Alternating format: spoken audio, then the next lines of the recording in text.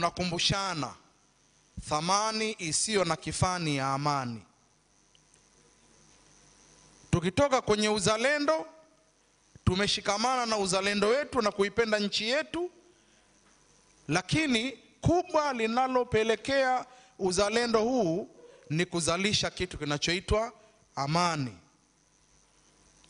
Neno Uislamu lenyewe ambalo ndio msingi wa dini yetu sisi kama Waislamu inatokana na neno la Kiarabu assalam, ambalo maana yake ni amani na utii kwa Mwenyezi Mungu. Hivyo Uislamu si tu dini, bali ni wito wa maisha yenye amani, utulivu na usalama, kuanzia katika nafsi ya mtu binafsi hadi katika jamii na nchi nzima.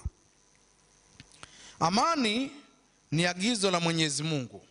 Kwa hiyo wapenzi washiriki katika kongamano hili, amani kwanza, amani mara ya pili, amani mara ya tatu, alafu mara ya nne ndiyo jambo jingine.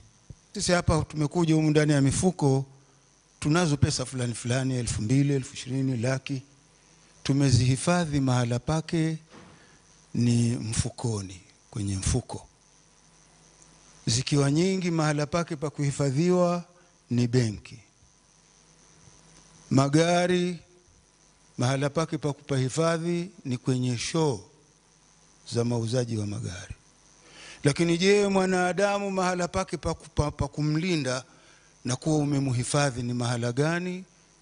Ni wakati akiwa yumo ndani ya amani.